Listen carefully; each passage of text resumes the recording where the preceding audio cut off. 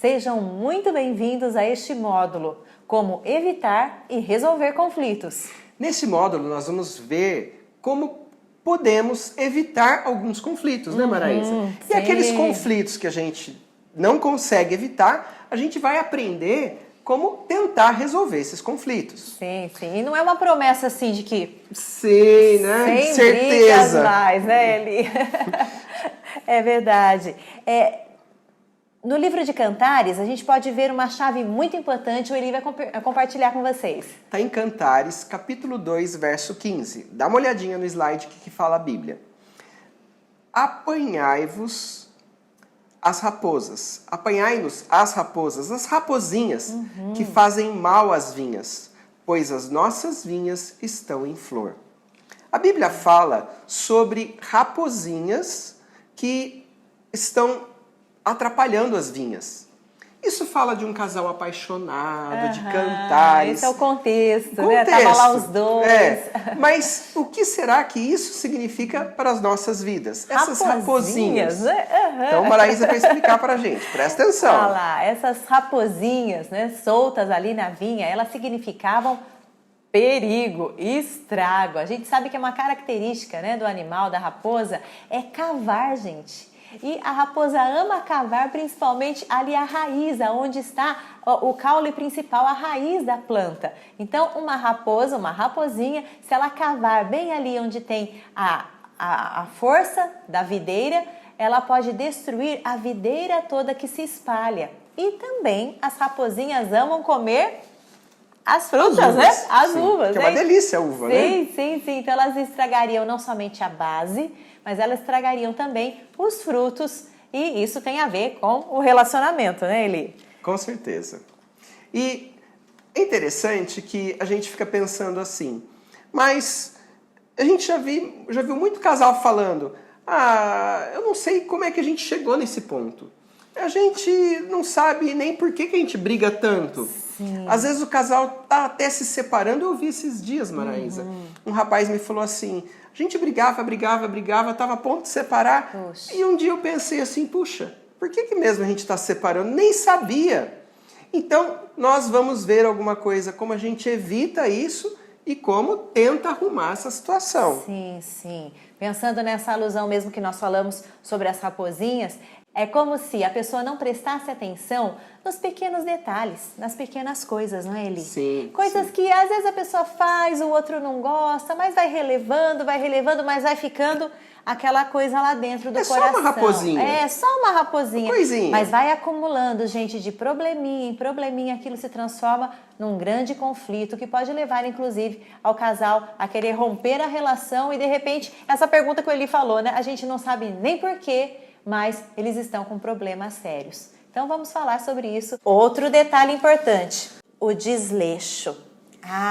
Isso não é legal e pode também corroer o relacionamento. Um exemplo, Eli. Deixar a casa toda suja, desarrumada, isso é um desleixo grande. Isso não é legal, né? O lar se torna um ambiente que não é gostoso estar. Não preparar um lanche especial, né, para a pessoa que você ama no final do dia, se preocupar, com a pessoa. Usar roupas largas, desajustadas, que não veste bem. Isso é um desleixo também, o jeito que a pessoa veste. Sim, não se arrumar, não prestar atenção na sua aparência, né? Não arrumar o cabelo, não se arrumar para que você fique bonita ou bonito para a pessoa que está do seu lado. Não tomar banho. Tem gente que fala assim, não precisa tomar banho todo dia. A gente precisa de banho sim, é importante. Misericórdia. Tomar banho. É uma raposinha que não é legal, né? Tomar banho e usar perfume, gente. É muito agradável você estar perto de uma pessoa perfumada. Exatamente. Use perfume. E também ter a pele áspera, ressecada. Mesmo que você trabalhe com algumas situações, lave muita louça, lava a roupa, passa um creme ou usa luva para que a sua pele não fique ressecada no rosto, né, nas mãos. É importante ter uma pele hidratada. Sim, e tanto para homens quanto para mulheres, os dois, né? Às vezes ele trabalha também, dependendo do que ele faz, a mão acaba ficando mais rude, mais seca. Gente, um creme hidratante faz bem para todo mundo, né? E funciona, é muito bom. E olha, mau hálito por não escovar os dentes. Misericórdia, Procure ele. o seu dentista. E trate disso, né? Não tenha mau hálito, é um detalhe, mas às vezes isso prejudica muito o relacionamento, então preste atenção nessa raposinha também. Bom, outra coisa é a mentira. Gente, nada justifica a mentira no relacionamento. Quando você mente, você está destruindo a base de confiança que existe entre vocês, entre o casal. Então, nada justifica você mentir para a pessoa que você ama, né? A Bíblia fala sobre isso. Lá em Efésios, capítulo 4, verso 25, diz assim: portanto, cada um de vocês deve abandonar a mentira e falar a verdade ao seu próximo, pois todos somos membros de um mesmo corpo. Estamos na mesma equipe, gente. A gente precisa ter confiança entre nós. Aliás, a Bíblia fala que o diabo é o pai da mentira. Sim. Então, nada de mentir no seu relacionamento. Outra coisa que é muito ruim e atrapalha a relação, é um detalhe, mas é algo bem importante, gente, é a avareza. Tem gente que é tão avarenta, tão segura que, né, não sai para tomar um lanche junto, não compra alguma coisa que a pessoa realmente está precisando. A pessoa junta o dinheiro demais, se apega demais ao dinheiro e não supre as necessidades da família. E isso é muito triste. É diferente a pessoa ser econômica e ser avarenta, né, Eli? Com certeza. Às vezes a pessoa gasta o dinheiro com coisas até supérfluas e que não são relevantes para a família. Aliás, a Bíblia fala que a avareza é uma idolatria. Sim, isso não é legal e a família vai ficar até sentida, chateada, né? A pessoa gasta com outras coisas, mas com a família não gasta, né? Então isso não é legal. Tem um módulo do método Anello que fala sobre amor e dinheiro. Então, sim. Volte para esse módulo e dê uma olhada lá. Sim, a gente fala também sobre isso lá. E, por fim, temos a murmuração. Gente, o que é murmurar? Murmurar é falar mal do cônjuge, é falar mal da pessoa que está ao seu lado. E isso é muito ruim. O murmurador fala mal de tudo, mal de todos, fica reclamando o tempo inteiro e isso também corrói o relacionamento. Tem um versículo na Bíblia, está lá em Tiago, capítulo 4, verso 11, que diz assim: caros irmãos, não faleis mal uns dos outros. Quem se põe a falar contra algum irmão ou passa a julgar o seu irmão, acaba protestando contra a lei e a julga também. Ora, se passas a julgar a lei, cessas de obedecê-la e assumis a posição de juiz.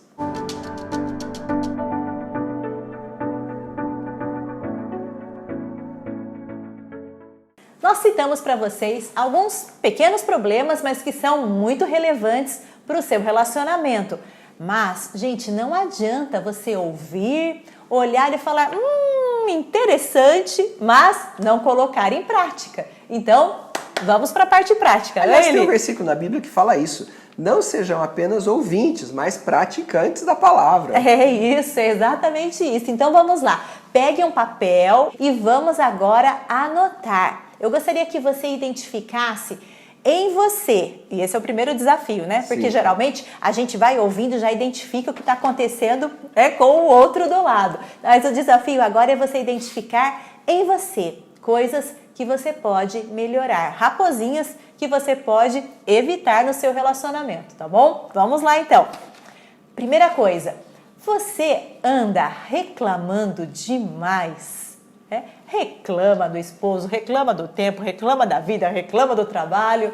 Preste atenção, ficar do lado de uma pessoa que reclama o tempo inteiro não é legal. Então, se você está reclamando demais, anote aí, é algo que você precisa identificar e mudar.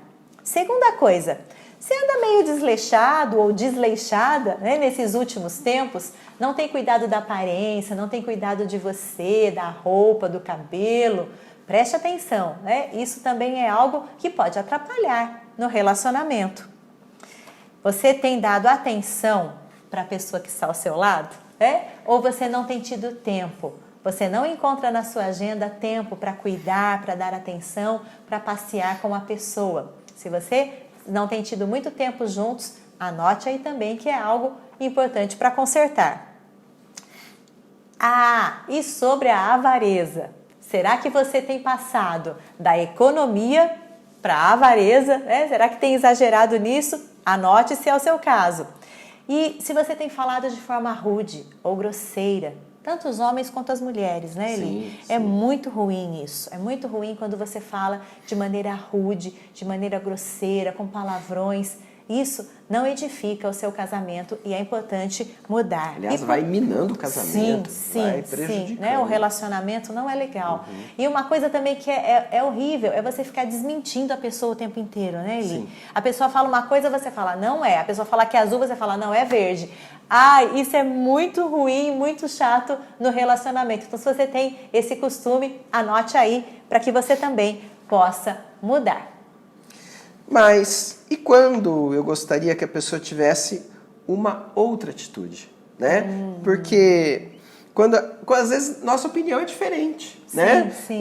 Então, como fazer para a gente conversar e não brigar? Existem momentos em nossas vidas que nós nos deparamos numa situação mais ou menos assim.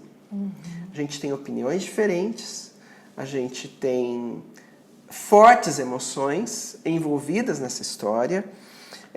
A gente vive num momento delicado e de alto risco para grandes conflitos. A gente pode fazer duas coisas. Ou a gente pode tentar resolver a questão ou partir para uma briga, partir para um conflito, partir para uma situação, né, de explodir, de brigar. Essa parte do nosso estudo, ela está inspirada em um livro que se chama A Arte para Ter Conversas Difíceis. O autor, Joseph Greene, ele é palestrante internacional, seus livros eles foram best-sellers, né? na revista Times por 4 vezes, ele tem muita experiência e ele dedicou 30 anos da sua vida estudando a arte de ter conversas difíceis. Ele é pai de família, tem 6 filhos, né? É cristão e ele desenvolveu juntamente com a sua equipe um estudo durante muitos anos, descobrindo como você consegue ter uma conversa difícil e sair dela com uma boa solução, não chegando no ponto que a gente quer evitar, que é o conflito, tá bom? E ele dá pra gente 4 dicas muito importantes e especiais que a gente quer compartilhar com vocês. A primeira delas, ele fala que você precisa identificar os motivos específicos pelos quais você está conversando. Isso vai ajudar muito. Isso vai te ajudar a ter uma conversa que não chegue num problema. E preste atenção. Essas coisas que ele ensina e que ele dá a dica, elas são importantes que você se prepare e aprenda antes de ter as conversas difíceis. Aliás, este é o segredo. Então preste atenção agora no que você está ouvindo, porque você vai aprender a se preparar para que quando você precisar ter uma conversa difícil, alguma coisa que já poderia gerar um conflito, você estará pronto para não errar. Porque a tendência, quando a gente está nervoso, né, Eli, fazer coisa errada, é falar o que não deve, é brigar. Então, ele já vai nos preparar através dessas dicas para que você consiga, nesses momentos de conversa difícil, saber o que fazer. Então, a primeira coisa, quando você entrar numa conversa, pense em qual é o objetivo. Para que você está falando com a pessoa sobre aquilo? Eu vou citar um exemplo para vocês dessa primeira dica. Bom, uma esposa que chega para o esposo, ela quer que ele tire o lixo para fora. E ela pede, Eli, tira o lixo para fora. E o Eli tira. Aí ela continua dizendo, puxa, você tirou o lixo, mas eu queria tanto que você tivesse já tirado sem que eu pedisse. Você não tem me ajudado, eu já pedi tantas vezes para você fazer isso e você não faz. Aliás, eu fico pensando que de repente você não se importa comigo. Eu trabalho tanto, eu faço tanta coisa e você não se importa em me ajudar, não se importa em prestar atenção naquilo que eu peço e que eu preciso. Gente, peraí. Qual que era o objetivo da conversa mesmo? Tirar o lixo. Ela pediu, né? Eu pedi para ele tirou o lixo.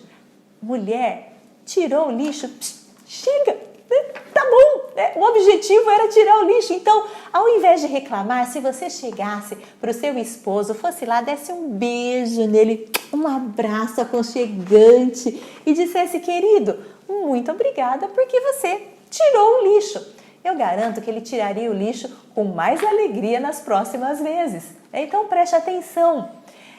O objetivo é importante você definir e se você alcançou o objetivo, pronto, pare de reclamar e de falar sobre aquilo.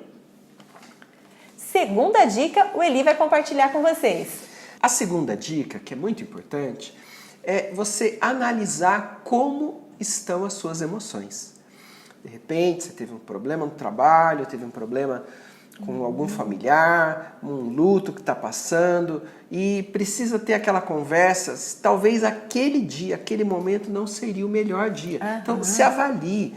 Olhe para a sua circunstância, olhe para o seu coração. Às vezes você está chateado com alguma coisa, magoado com alguma coisa. Talvez não seja o melhor momento para ter aquela conversa. Sim. Talvez seria melhor adiar um pouco e explicar para sua esposa, para o seu esposo, olha, estou me sentindo assim, vamos conversar um outro dia a respeito disso?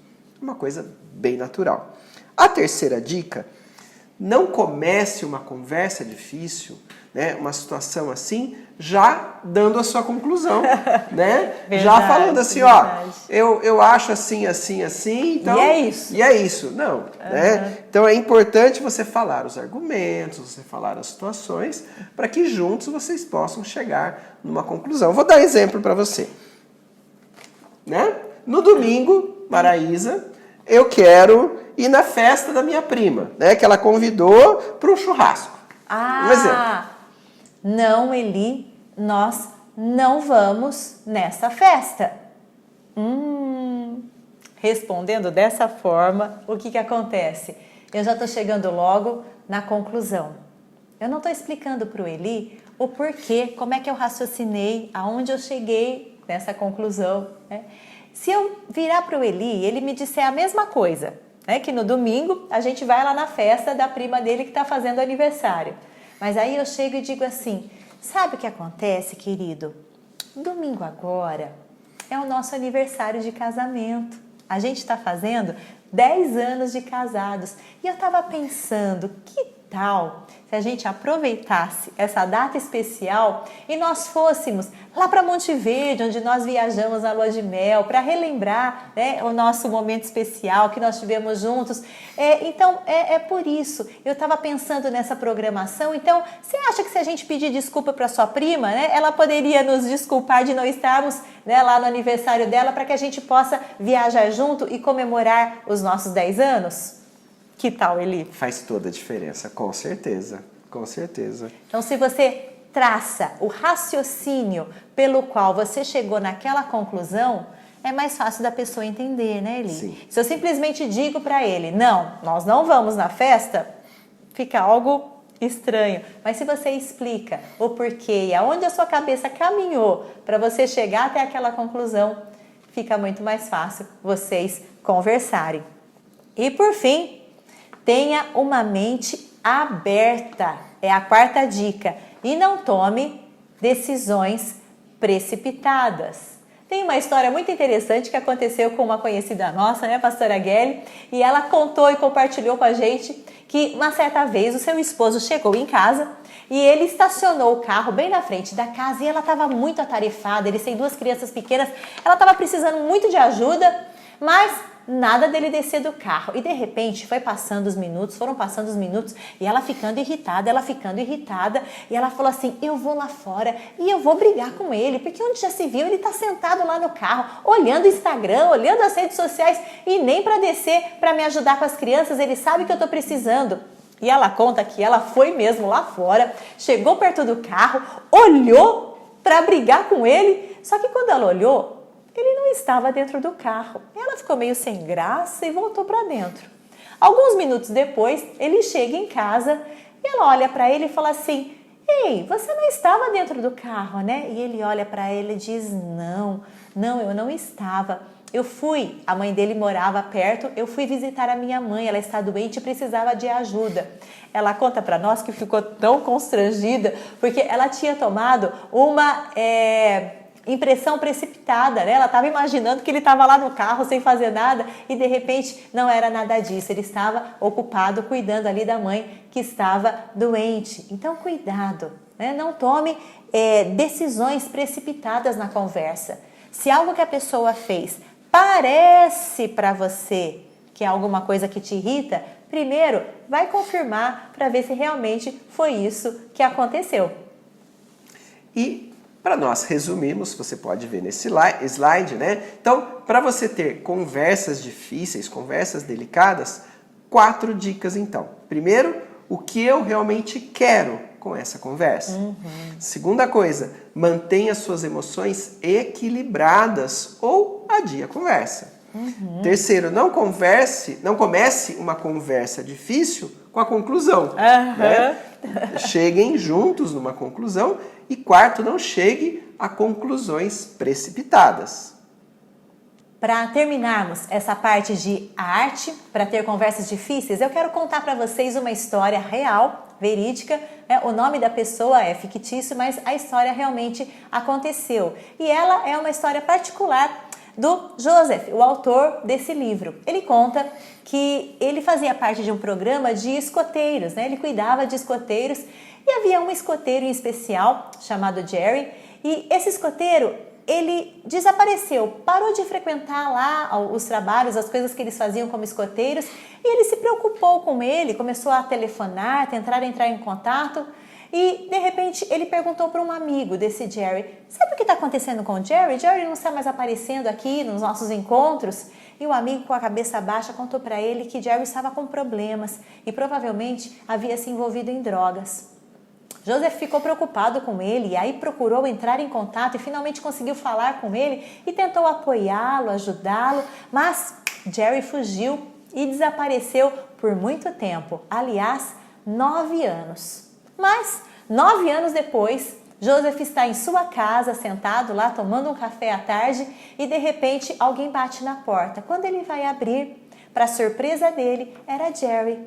Jerry estava meio mal vestido, estava bem mal e ele olha para Joseph e diz assim: olha, eu estou passando por momentos muito difíceis, eu estou passando por uma situação muito difícil, me envolvi em drogas, já fui detido e eu estou desesperado e gostaria de mudar a minha vida. E quando eu pensei numa solução, quando eu pensei em algo, eu me lembrei do Senhor, por isso eu vim aqui.